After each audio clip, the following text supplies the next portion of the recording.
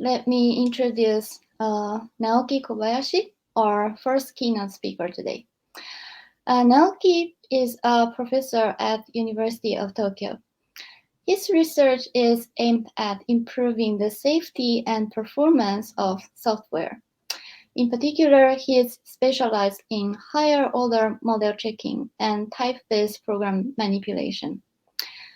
Naoki is a strong contributor of the PEPM workshop. According to our calculation, he has 11 papers at PEPM. So today he will review some of his past PEPM work and share his thoughts about the application of program transformations.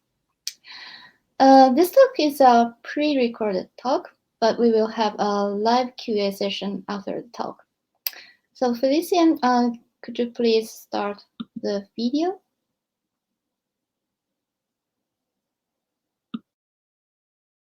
I'd like to first thank the organizers of this workshop for this kind invitation. And today I'm going to talk about type-based techniques for program manipulation. This is a message I received from PC Chairs. I was actually asked to talk about historical aspects of partial evaluation and program manipulation.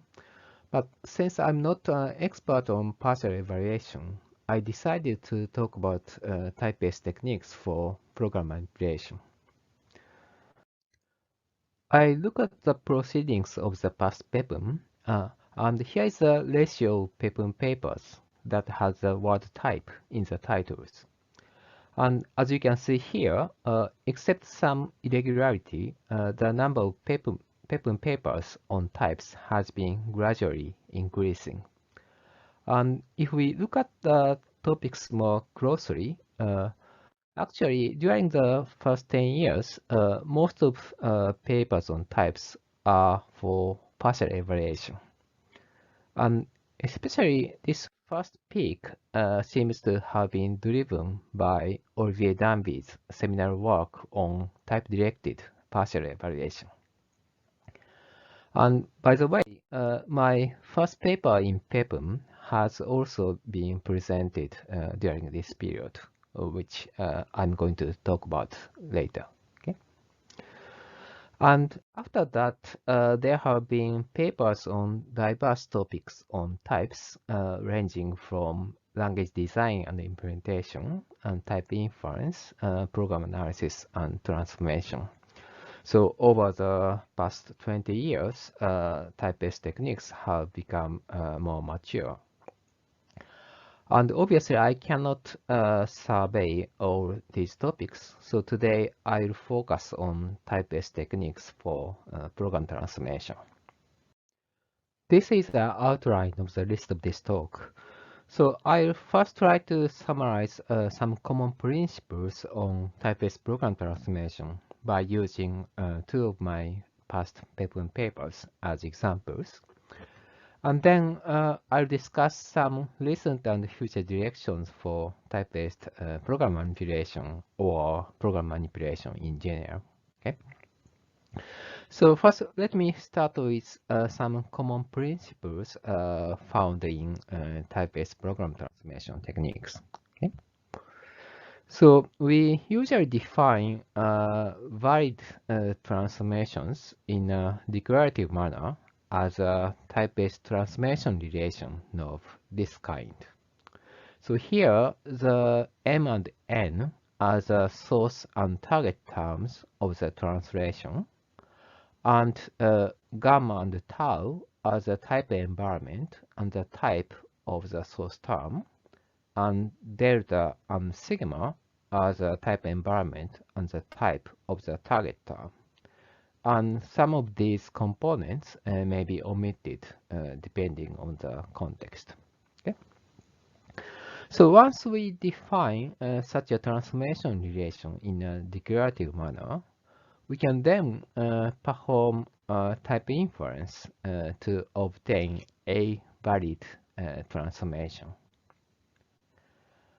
And to prove the soundness of transformation, we just need to show that the transformation relation is preserved by reductions. And this is analogous to the syntactic approach to type soundness proof by type preservation and progress, for example, developed by Wright and Fereisen. So by the preservation of transformation relation by reductions, I mean that if m and n are in the transformation relation, and if m is reduced to some term m prime, and then the target term n has also a corresponding reduction sequence, so that the result of the reduction is again related. So in other words, the transformation relation serves as a simulation relation. Okay? And sometimes we also use a converse relation. So if the target term n is reduced to some term n prime, then there exists some corresponding reduction sequence so that the resulting terms are again related by the transformation relation. Okay? So we'll see how these properties can be used to prove type transformation soundness through concrete examples. Okay? Okay, so now as a concrete example of type S program transformation, let us look at our work on type S useless variable elimination that has been presented in PEPM'2000. So the notion of useless variable elimination originates from Shiba's PhD thesis. So it was defined as a transformation that eliminates variables whose values contribute nothing to the final outcome of a computation.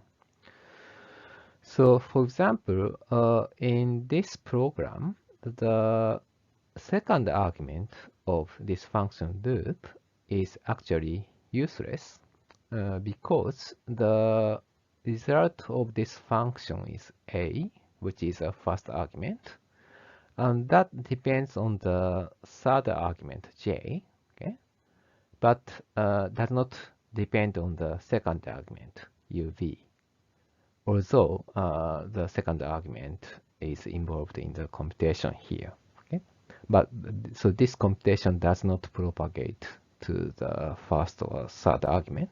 Okay, so this is useless, and actually we can replace this program with this one without changing the value of the program. Okay, and in the original work by Shibas and also Wanda and Sveroni used a kind of flow analysis to achieve this kind of transformation. But we've shown that we can actually use types to achieve this kind of transformation. Okay. To formalize useless variable elimination as a type-based transformation relation, we slightly modify the definition of useless variable elimination. So now the useless variable elimination is defined as a transformation that replaces subterms of m with a unit value without changing the value of m. So for example, for the previous example, by replacing the second argument with a unit value, we obtain this program. Okay, and this transformation does not change the value of this program. Okay, and then after that, as a part of post-processing, we can remove the unit value. Okay, so now we formalize this first transformation that replaces subterms of m with a unit value as a type-based transformation relation. Okay. So our transformation relation is defined by these rules. And this is a key rule which allows any term to be replaced with a unit value. Okay. And the other rules are just for compositional translation, which just ensures that the target term is well typed. And in fact, if we forget the source term, then the resulting rules are just those for the simply typed lambda calculus. Okay? And this is a sample derivation of the transformation relation, which replaces this term with this one by replacing the subterm 2 with a unit value. Okay? And this is obtained by applying this rule to the subterm 2. Okay? And for the other part, we just apply the other rules for compositional translations. Okay? So our transformation relation just ensures that the target term is well typed. Okay? So any subterm can be replaced with a unit value as long as the target term is well typed. Okay? And actually, that is sufficient to ensure the soundness of transformation, as we see in the next slide.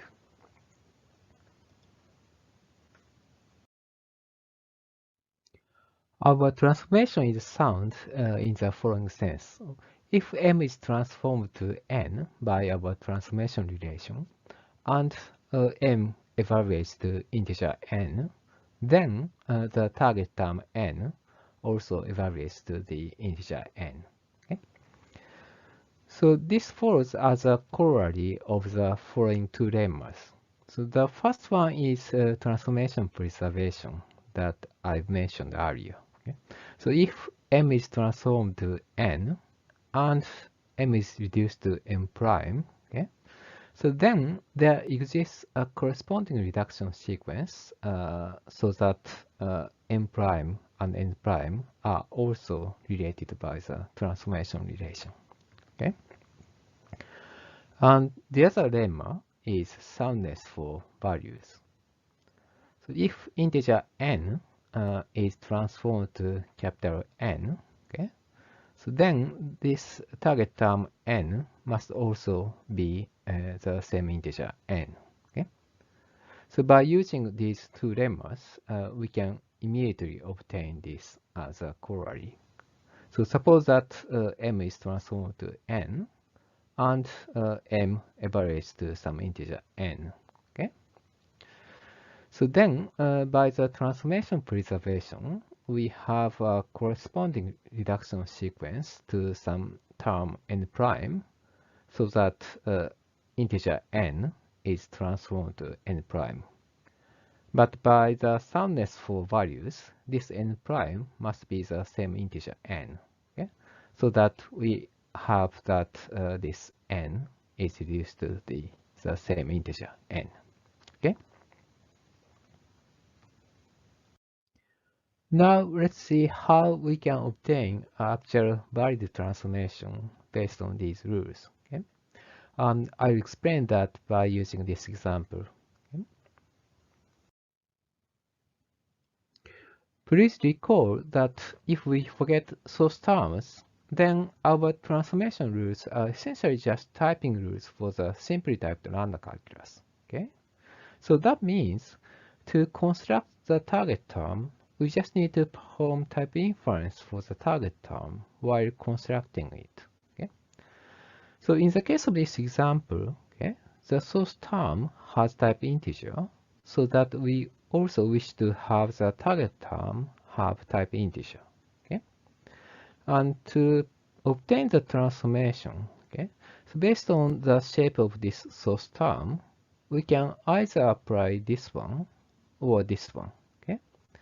But this first rule is not applicable because the types do not match. Okay?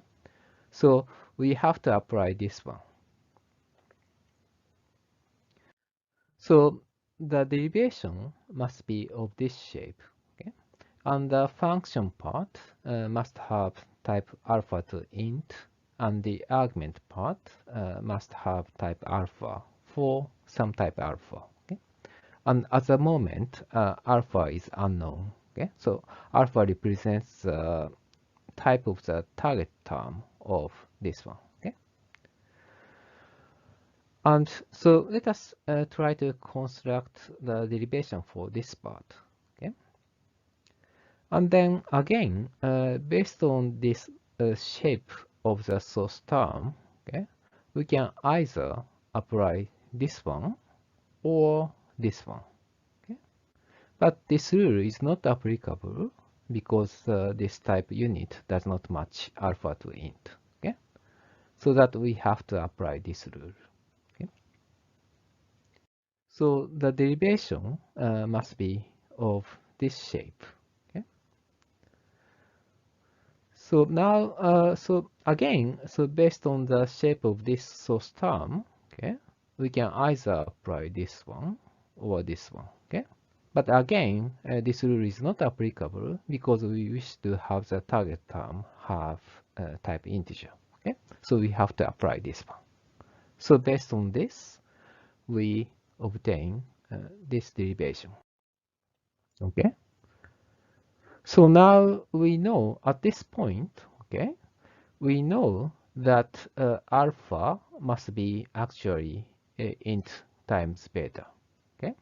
So let us instantiate alpha to int times beta and then obtain this. Okay. So we have completed this part of the derivation. And now let us look at this part. Okay. So now we know that this has to be, this subterm has to be transformed to a term of type int times beta, where beta is unknown at the moment. Okay. And then based on the shape of the source term and type, we know that we have to apply this rule. Okay. So that the derivation must be of this shape. Okay. And we are almost done. And at this point, there is no further constraint on this unknown type beta. Okay. So that means we can instantiate beta to the type unit so that this rule is applicable to this part. Okay.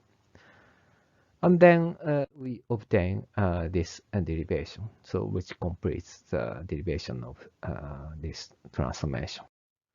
So these are common principles that I've mentioned earlier, and I hope that you now agree that our type S useless variable elimination is based on these common principles. So we have defined value transformations in a declarative manner as a kind of extension of ordinary typing rules for the simply typed lambda calculus. And the soundness of transformation has been obtained by showing that the transformation is preserved by reductions. And actual value transformation has been obtained through a kind of type inference.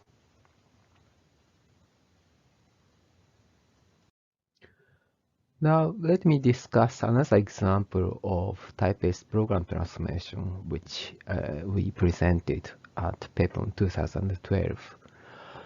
And here, the transformation is based on intersection types. We are interested in the use of functional programs as compressed data. The idea is that data can be represented as a program that generates them. And for example, consider this word where the subword a.k.a. is repeated 4 times. And this word can be represented as a lambda term as a unary tree of this shape. And here is a special symbol that represents the end of the word. And this word is generated by this lambda term. Okay. This is a high order function that applies function f 4 times. And as an argument, we pass this function that corresponds to the subword ava. Then this term certainly generates this word, so that we can consider this as a compressed form of this word. And consider another example where a is repeated this huge number of times. Okay. And this word is huge, but that can be compactly represented as this lambda term. And it is well known that by using a Turing complete language like the lambda calculus, we can achieve optimal compression ratio in theory. We are interested in the manipulation of compressed data. So suppose that the word W has been compressed as a lambda term M. Okay? And suppose that we wish to apply a certain transducer T to the word W. By using a transducer, for example, we can count the number of AB. Okay? So this is a transducer that counts the number of AB and outputs it in the unary representation. Okay? And here, instead of first decompressing lambda term M to obtain word W and then apply the transducer, we wish to construct another lambda term N that represents the output of the transducer. So this problem is a kind of program transformation problem. Okay? And the question is how we can achieve that. We can formalize the transformation as a type-based program transformation relation of this kind. This is a source program that generates the original data, and this N is a target program that generates the output of the transducer. Okay? And we consider this kind of intersection types where Q is a state of the transducer in question. So this is a type of words visited by the transducer with state Q. Okay? And this is an ordinary function type, which takes a value of types θ1 to θk and returns a value of type theta. Okay? So for example, if we are given this transducer for counting the subwords AB, okay, then the term B is transformed like this. So here, B can be considered a function that takes a word W and returns a word BW. Okay? So if given BW, and if that is visited by the transducer with this state Q1, okay, so then the automaton makes this transition, okay, and visit word W with state Q0. Okay, and this type corresponds to that transition.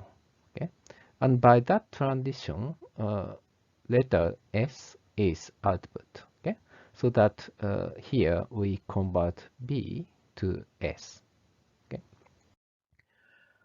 and on the other hand, if V is visited with state Q0, okay, then the list of word W is visited with state Q0, corresponding to this transition. Okay, and here the transducer the output of the transducer is the empty word, right? So that we convert B to the identity function. Okay, that corresponds to the empty word epsilon. Okay. And similarly for this term, okay, so this term takes some word W and appends AB to W. Okay, so that if transducer visited ABW with state Q0, okay, so then it will visit word W with state Q0, okay, by making these transitions. Okay, and by these transitions, the output was is S, so that we convert this term to S. Okay, so in this manner, the output term, so the output of the transformation depends on the types assigned to the term. Okay. So here is a key rule for our type-based program transformation. Okay. So this rule says that if the transducer transits from Q to Q prime upon reading A and outputs B1 to BK, okay, then we convert A to the function that appends B1 to BK. Okay. So for example, so as I've given before, B is transformed to S because this type corresponds to this transition. Okay.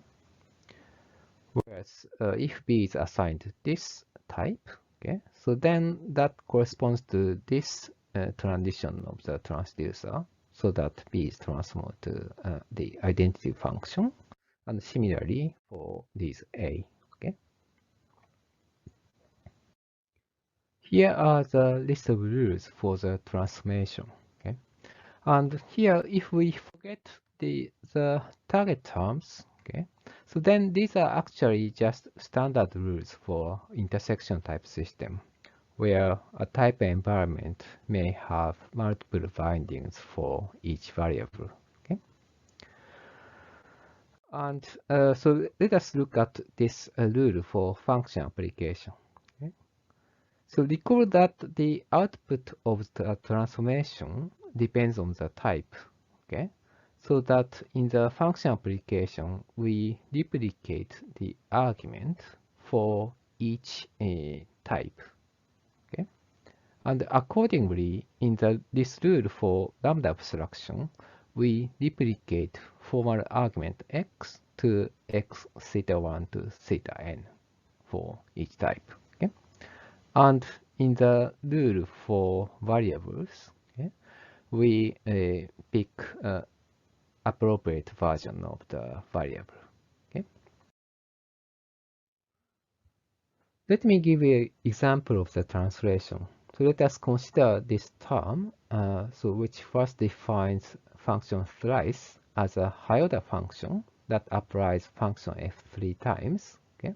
And then we apply the function thrice to this function that represents the word BA. Okay. So this whole term corresponds to this representation of the word. Suppose that we are given this transducer for counting the occurrence of AB. Okay. So then this function thrice is assigned this intersection type.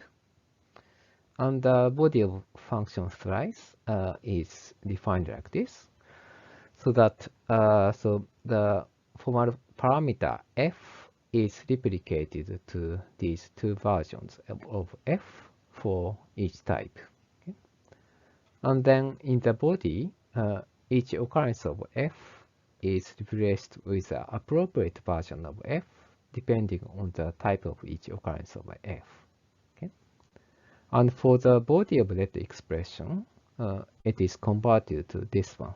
So here, this function is converted to a pair of two functions that correspond to each use of the function. Okay, so the first function corresponds to the use of this function as a function of this type Q1 to Q0, and the second one corresponds to the use of this function as a function of type Q1 to Q1. Okay, and in fact, if this function is used as this intersection type, this type Q1 to Q0, okay, so then that corresponds to this transition of transducer. So first reads B from Q0 to Q0, and then by reading A, transit to Q1. And during these transitions, nothing is output, so that we convert that function to the identity function. Okay, and if we reduce this target term, okay, we obtain this one, which corresponds to 2. Okay, and in fact, this word contains 2 occurrences of subword AB. Okay, so this should be a correct output.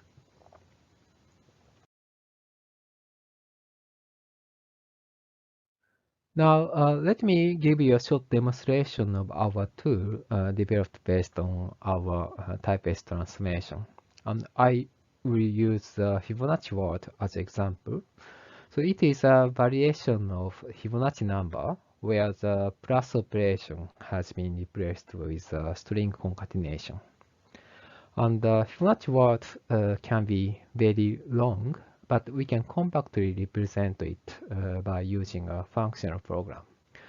For example, in the case where n is 2 to m, Fibonacci word can be represented like this, where twice function is applied m times to the next function for computing the next pair of Fibonacci words.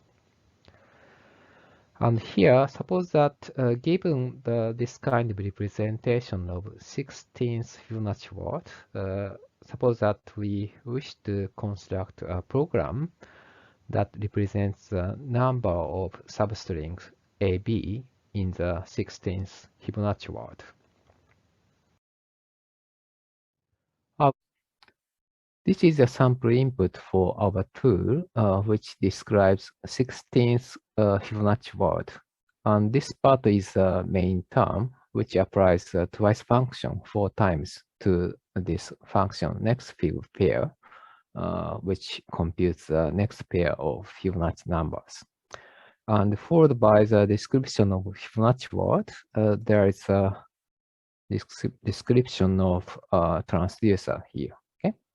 So let us run our tool, GTX2, for this input. And here I specify that the output should be generated as a OCaml program, which should compute the number of AB in the 16th Fibonacci word. Okay. So let us run our tool. And then the program foo.ml has been instantly generated. And so this should return the number of occurrences of AB in the 16th Fibonacci word. So let me invoke OCaml program and read the automatically generated program, and let us run this. Okay. So then we get that 610. That should be the number of occurrences of AB in the 16th Fibonacci word. Our transformation is sound in the following sense. Okay, so let T be a deterministic transducer and Q0 be the initial state of the transducer. And so then if M is transformed to N and M generates the word W, then N generates the output of the transducer for the word W. Okay? And this follows as an immediate corollary of the following two lemmas. So one is, as before, transformation preservation, which says that if M is transformed to N and M is reduced to M prime, okay, then N has a corresponding reduction sequence to some term N prime, so that N prime and N prime are again related by the transformation relation. And the other lemma is soundness for values as before. So if the word W is transformed to N by our transformation rules, okay, then this N can be reduced to the output of the transducer. Okay? So by using these lemmas, we can immediately obtain this theorem. So suppose that M is transformed to N and M generates the word W. Okay? So then by the transformation preservation, we have some term N prime such that N prime is the output of the transformation for W. Okay? But then by the soundness for values, this N prime can be reduced to the output of the transducer for W. so that we know that n is reduced to the output of the transducer for the word W. So we have seen again that our type-based transformation is based on these common principles. So we have first defined valid transformations in a declarative manner as a kind of extension of typing rules. And then we have proved soundness by showing that the transformation relation is preserved by reductions. In the rest of this talk, I'd like to discuss some recent and future directions on types and program transformations. So let me first discuss on the changing role of program transformations. In early 90s, when PEPM started, I think the most important applications of program transformations has been compiler optimizations. But because the cost of computational power is getting cheaper and cheaper, the importance of efficiency of software has been decreasing, perhaps except for some computation-intensive applications such as scientific computing. And in contrast, the correctness of software has become more and more important because nowadays software is used everywhere, including mission-critical systems such as self-driving cars. Unfortunately, various program transformation techniques, including partial evaluation, that have been originally developed for compiler optimizations, turned out to be useful also in the context of program verification.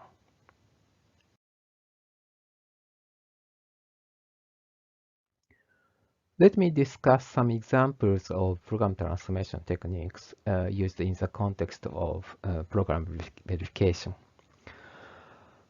We have been working on automated program verification techniques based on high-order model checking. And there, we made a lot of use of CPS transformations to reduce various program verification problems to high-order model checking. An interested audience may consult these papers, for example. And unfold and fold transformation, originally developed for logic programming, has also been useful for automated program verification based on CHC solving and fixed point logics. And the related technique is Tuping transformation, and that also turned out to be useful for reasoning about functional programs. So I pick this topic and discuss a little more. Let us consider these two versions of a function to compute the summation of integers from 1 to n. So this is a naive recursive version of some function. And this is a tail recursive version which uses accumulating parameter a. Okay? And suppose that we wish to prove that these two functions are equivalent in the sense that sum of n equals sum arc n0 for every integer n. Okay? So using dependent types is a standard approach to prove a property about functional programs. But in order to prove this property, we need to show that some arc function has this type. So here, this says that some arc takes two integers n and n and returns an integer r that satisfies this condition. Okay? And the problem here is that user-defined function sum occurs in this refinement predicate. And that is generally hard to prove automatically, although we can certainly prove this kind of typing by using proof assistant like Coq. Okay? So, so to help automation, Tuping transformation helps here. So by combining these two functions, we can synthesize this function sum arc, which computes the result of sum and sum arc simultaneously. Okay, so it takes integers n and a and returns a pair of the result of sum of n and sum arc na. Okay, like this. So then, in order to show this property, now it suffices to show that this synthesized function has this type. So it says that it takes two integers n and a and returns a pair xy that satisfies y equal x plus a. Okay. So now please note that this refinement condition has been simplified, and in particular, this does no longer contain user-defined functions. So we can prove this typing, prove that this program has this type by using various automated program verification tools like liquid types or Mochi. We have seen that Tuping transformation is useful for program verification, and any other techniques such as specialization and useless code elimination should also be useful for program verification because in general they simplify the programs in question. So I recommend that you pick your favorite program transformation technique and think about how it can be applied to program verification. Another recent direction is to apply types and transformation techniques originally developed for programming languages to other related fields, such as high-order formal languages and high-order logics. Let me first mention some applications of type-based techniques to formal languages. High-order formal grammars are kind of extension of context-free grammars where each non-terminal may take parameters. And this is an example of order 2 grammar where non-terminals f and c take 3 parameters x, y, z. Okay?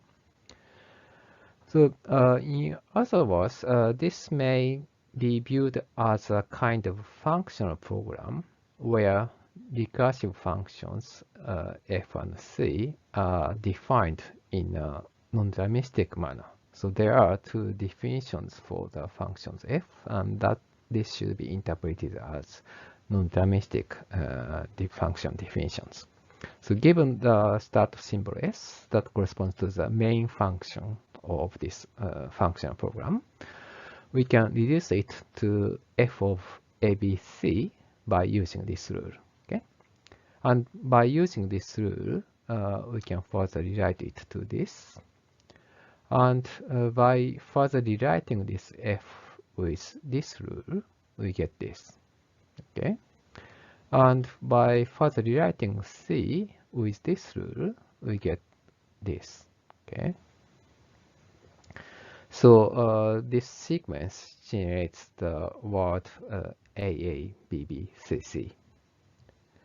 And this grammar generates this language, which is not context-free. So in general, by using higher order grammars, we can go beyond context-free languages.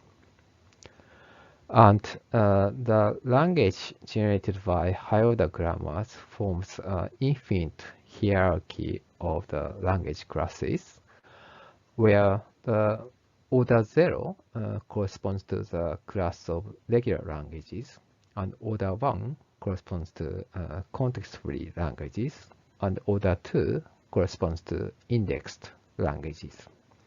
And we can go further to express more larger classes of formal languages. Okay. And as we can see here, high-order grammar is a kind of simply typed functional programs with recursion and non-determinism, so that we can apply various programming language techniques to study higher formal languages. And in fact, type-based techniques have been recently used in the studies of various properties on formal languages. For example, we have applied type-based techniques to establish pumping lemmas for higher-order languages. And Paris used types to solve the so-called diagonal problem for formal languages. And we have also established some relationship between higher-order formal languages and context-sensitive languages. And also we have studied the relationship between words and tree languages. So I do not explain the details of these studies, but I just give you the references to those studies in case you are interested. Finally, let me mention some applications of transformation techniques for high-order logics. We have recently shown that various program verification problems can be reduced to the validity checking for logical formulas of a certain high-order fixed-point logic called HFZ. Okay. For example, consider this program which defines a recursive function f, which takes two integers as arguments. Okay. And suppose that we wish to prove that this function f terminates for all the integers m and n. Okay? Then that problem can be reduced to the validity checking problem for this formula, where the predicate f is the least predicate that satisfies this equation. And here the predicate f just says that the original function f terminates for the arguments x and y. And there are cross correspondences between the original program and this logical formula. And in fact, this part corresponds to the then part, and this part corresponds to this else part. And in this manner, various program verification problems can be reduced to the validity checking problem for higher-order fixed-point logic formulas. And we are currently trying to develop automated provers for this higher-order fixed-point logic. And this logic, HFZ, is essentially simply typed lambda characters with logical connectives and two kinds of recursion that represent least and greatest fixed points. So HFZ formula is almost just a functional program, so that we should be able to apply various program verification techniques to simplify HFZ formulas, so that the resulting formulas are easier to prove automatically. So let me give you a very simple example. So this is a variation of the program in the previous slide. So now function f is parameterized with the compare function. Okay. So then based on our general transformation, we get this kind of formula where f is now a higher order predicate because it takes the compare predicate as an argument. But obviously, since the first argument of f that you see is fixed, we can specialize this function f with respect to this compare predicate. Okay? Then we get this formula, which is just a first order fixed point logic formula. And that is easier to prove. So this example is obvious, but there should be various applications of various program optimization techniques to make it easier to prove the validity of fixed point logic formulas. And that in turn simplify the automated program verification. Okay, so that's it. So we have first reviewed some common principles of type-based program transformation techniques through two examples. One was type-based useless variable elimination, and the other was application to data compression.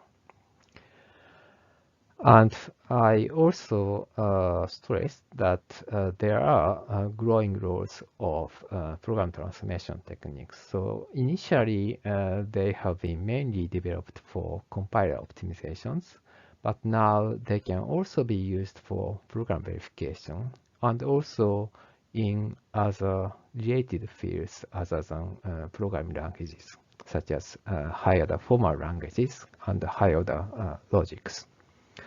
So that's it. Thank you for your attention.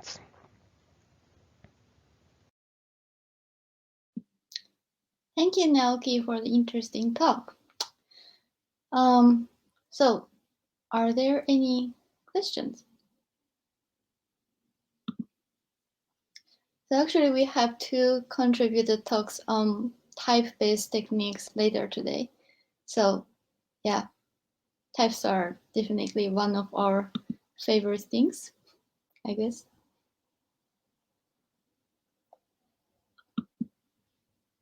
So please ask questions in the Q&A tab or by raising your hand.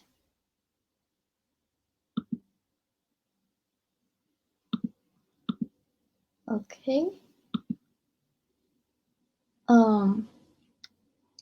While people are typing their questions, so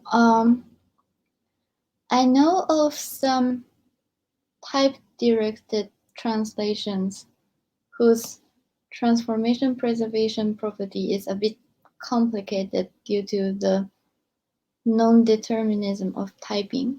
I mean, for instance, when the source language has an implicit subaffecting rule, a term may be translated to different terms depending on the typing derivation.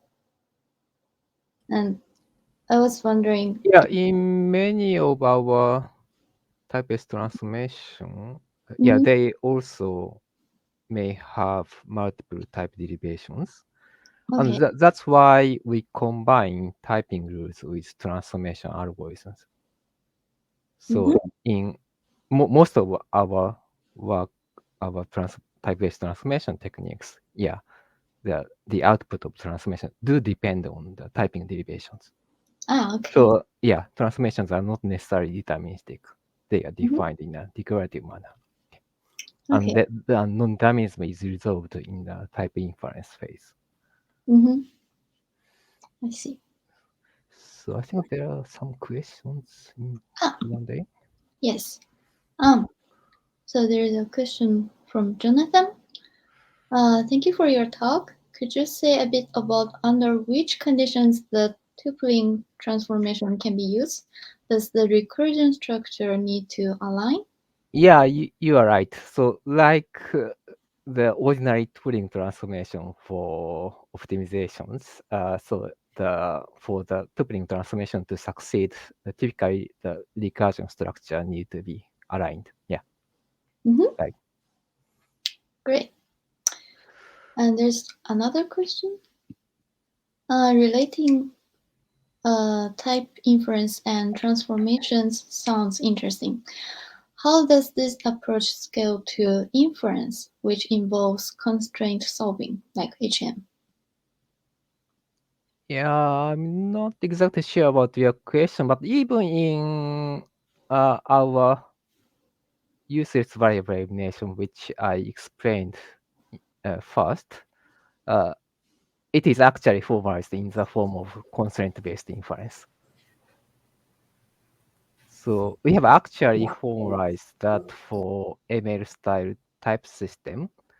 And then we gradually perform type inference. So type inference constraint is then expressed as a semi-unification constraints. And while solving them, we construct the output of the transformation.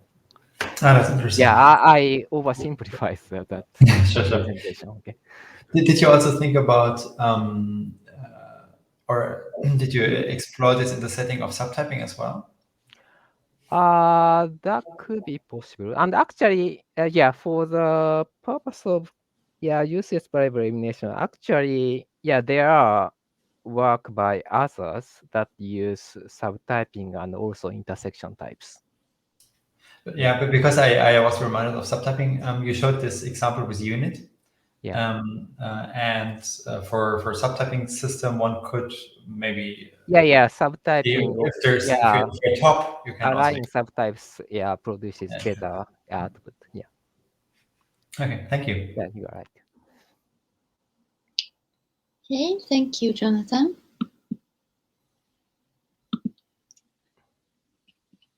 Are there any other questions?